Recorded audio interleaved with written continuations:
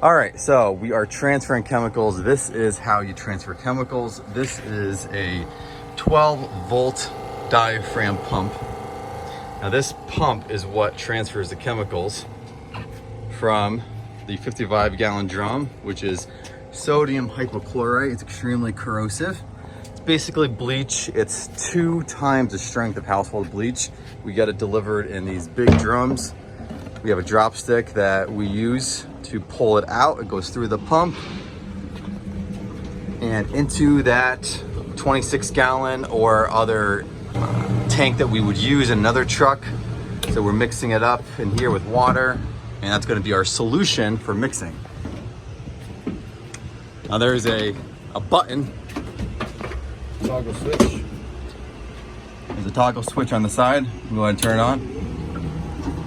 That turns it on, turns it off.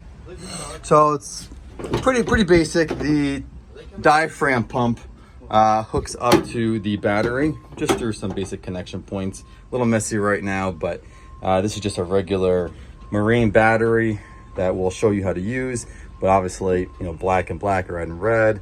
And this battery is what powers the diaphragm pump.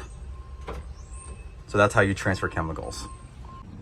Now this is another diaphragm pump that we have. You can see that the hoses are not connected right now. So this is a plug that we use. It's just a fitting, it's plastic. You put Teflon tape on the outside of these things and then it just screws on. You don't want to over tighten it.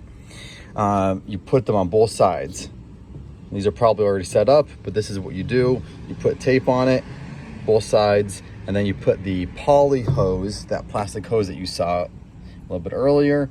You just shove it right in there, and then you put a one of those locks on it. Okay, clamps rather. You put a metal clamp on it, and you just tighten the clamp so that way it keeps the hose clamped on here, so there's no leaks or air leaks. Air leaks is what prevents. Sometimes if there's like an air leak or a water leak, it'll prevent the chemical or solution from pulling because there's an air bubble inside of here. And so you just have to flush it out. So the poly hoses are usually about 6 feet in length on each side. Now, if you look here, you can see that each pump has arrows right here. It's kind of hard to see. You can see the arrow right there and right there. That means the unit sucks from this direction out. So if you put this side in your tank to pull a chemical, it's not going to do anything because it's going out. You need to put this side into wherever you're pulling from. Whatever you're pulling from, you need to put it in this side, whichever way the arrows are going, and then it comes out that direction. So that's just a simple setup for it. These are very simple, easy units. This one's kind of old and rusty. I'm not sure this one is working anymore, but I just wanted to show you. This is actually the fan part that kind of broke off, so we're not really even using this one anymore.